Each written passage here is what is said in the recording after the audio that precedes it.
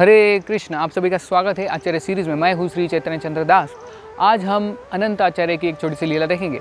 अनंत आचार्य जो है ये रामानुजाचार्य के एक शिष्य थे।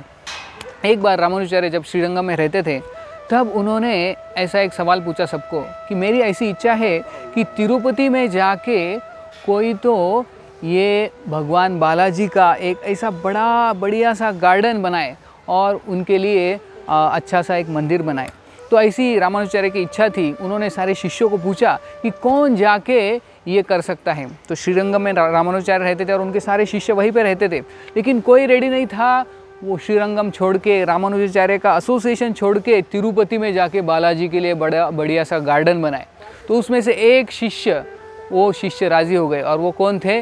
वो थे अनंताचार्य। अनंताचार्य ने हाथ ऊपर किया और बोले कि मैं ये काम करूँगा, मैं जाऊँगा तिरुपति में और आपके लिए सुंदर सा एक गार्डन बनाऊँगा।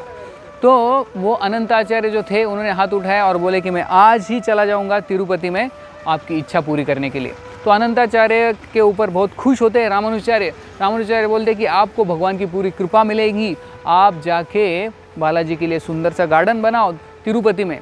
तो तुरंत अनंताचार्य और उनकी पत्नी जाते हैं श्रीरंगम से लेके तिरुपति, और कई दिन तक चलते फिर वो पहुंच जाते हैं आखिर में तिरुपति। और तिरुपति पे जो 7 हिल्स है, 7 जो पर्वत है, उसके ऊपर बालाजी का विग्रह था। छोटा सा मंदिर था, लेकिन उधर कुछ भी फैसिलिटी नहीं था, उनकी कोई पूजा नहीं करता था, कोई भी जाता नहीं था क्योंकि बड़ा जंगल था, घना जंगल, और बहुत सारे हिंसक प्राणी भी रहते थे। लेकिन अनंताचार्य और उनकी पत्नी वहाँ पे गए और वहाँ पे छोटी कुटिया बनाई और उधर रहने लगे। उनके गुरु महाराज की आज्ञा थी कि बालाजी के लिए सुंदर सा गार्डन बनाए और उनके लिए सुंदर सा एक पुकुर बनाए। तो फिर अनंताचार्य अगले दिन ही काम शुरू करते और एक सुंदर सा गार्डन का निर्माण करते, उद्यान का निर्माण करते, जहाँ पे अलग अलग पुष्प वो लगाते हैं भगवान बालाजी के प्रसन्नता के लिए। और फिर उनकी इच्छा होती है कि एक सुंदर सा एक पुकुर, एक तालाब बनाए। तो तालाब के लिए वो काम शुरू करते हैं। गार्डन का नाम रखते हैं रामानुजाचार्य गार्डन, और वो पुकुर का नाम भी रखते हैं रामानुजाचार्य पुकुर, बालाजी के लिए, क्योंकि उनके गुरु महाराज की आज्ञा थी। तो हालांकि वो गृहस्थ थे और दोनों ही थे, तो वो शुरू करते हैं खुदाई का काम, जहाँ पे एक पुकुर बनाना होता है बालाजी के लिए। तो वो खुद खोदने लगते हैं।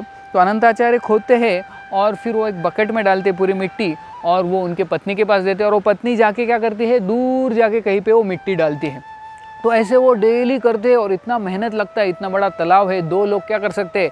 और उसमें अनंताचार्य की पत्नी जो है वो गर्भवती होती है। तो ये सारा मेहनत देख के बालाजी जो है खुद उनको दया आती है अनंताचार्य पे। सोचते हैं कि कितने बड़े भक्त हैं मेरे लिए कितना मेहनत कर रहे हैं दोनों। तो जो भगवान बालाजी क्या करते हैं, छोटे बालक का रूप लेते हैं और जाते हैं उनकी मदद करने के लिए।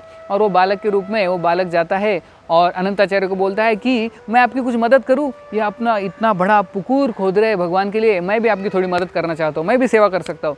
तो अनंताचार्य बोलते हैं नहीं, ये सेवा मुझे गुरु महाराज ने दी है, मैं अकेला करूँगा और कोई नहीं करेगा, मैं और मेरी पत्नी करेंगे, क्योंकि गुरु महाराज की ये आज्ञा है, आप चले जाओ। तो वो बालाजी जो छोटे से बालक होते हैं उनको वो सेवा नहीं देते। तो ये छोटा बालक क्या करता है, जो भगवान बालाजी, वो उनके पत्नी के पास जाता है और बोलता है कि मुझे थोड़ी सी सेवा दे दो, मैं आपकी मदद करूँगा, आप तो गर्भवती है, तो क्या करो, आप जो बकेट लेके आते हो जिसमें पूरा मिट्टी होता है वो मुझे देते जाओ, और फिर मैं वो दूर पे जाके रख दूंगा, उसको एम्प्टी करूंगा और फिर आपको दे दूंगा। तो आपका भी काम हो जाएगा, मेरा भी काम हो जाएगा, मेरी भी सेवा हो जाएगी और अनंताचार्य को पता भी नहीं चलेगा। तो वो उनकी पत्नी मान जाती है। फिर अनंताचार्य क्या करते हैं, खोदते हैं, खोद के उसमें बकेट में मिट्टी डालते हैं। फिर वो मिट्टी उनकी पत्नी के पास देते हैं। वो पत्नी जाती है थोड़े डिस्टेंस पे, उधर से वो बालक आता है, वो बकेट लेके दूर जाके वो मिट्टी को उधर डाल देता है और फिर से बकेट लेके जाता है। तो फिर बाद में अनंताचार्य को लगता है कि इतने जल्दी क्यों काम हो रहा है, मेरी पत्नी इतने जल्दी क्यों आ रही है, पर इतने दिन तो इतना जल्दी नहीं होता था, आजकल इतना जल्दी क्यों होने लगा। तो वो उनके पत्नी से पूछता है, सच सच बताओ क्या हो रहा है, इतने जल्दी कैसे काम हो रहा है तुम्हारा। तो वो बोलती है कि देखो वो छोटा बालक आया था, वो मदद मांग रहा था, मैंने उसको सेवा दे दी, तो उसकी इच्छा थी इसलिए मैंने सेवा दे दी। तो अनंताचार्य गुस्सा हो जाते हैं, अरे हमारी सेवा कैसे उसने ले ली। तो तुरंत वो बालक के पीछे भागते और बालक देखता है, बाप रे अनंताचार्य, उनके हाथ में वो कुल्हाड़ी जो खोदने के लिए, जो स्पेड होता है खोदने के लिए, वो उनके हाथ में रहता है, जो कुदड़ बोलते हैं हम उसको। तो वो लेके बालक के पीछे अनंताचार्य भागते। तो आगे आगे बालक भाग रहे, पीछे पीछे अनंताचार्य भागते। तो बालक को तुरंत जाके एक पेड़ पे चढ़ जाता है और फिर अनंताचार्य बोलते हैं, अरे ये पेड़ पे चढ़ गया। तो फिर वो बालक को बोलते चिंता मत करो, मैं आपको कुछ नहीं करूँगा, आ जाओ नीचे, नो प्रॉब्लम। तो बालक बोलता है सच में ना? हाँ नहीं कुछ नहीं करूँगा। फिर वो बालक नीचे आता है तो तुरंत अनंत आचार्य उसके पीछे लगते हैं, क्योंकि उनको गुस्सा आता है ये हमारी सेवा क्यों छीन के ले रहा है। तो वो बालक आगे के भाग रहे हैं और अनंत आचार्य पीछे पीछे भाग रहे हैं। और अनंत आचार्य क्या करते हैं, वो उनके पास जो कुदर रहता है वो ऐसे फेंक के उसको मारते हैं, उसको मारते नहीं है, उसके साइड में फेंकते हैं। लेकिन क्या होता है जब वो फेंकते हैं तो वो बालक ऐसे ऐसे ऐसे जिगजैग ऐसा भाग रहा है, तो वो जो कुदड़ है वो जाके वो बालक के इधर लग जाती है और इधर लग के तुरंत खून आने लगता है वो बालक के थोड़ी से इधर चिन से।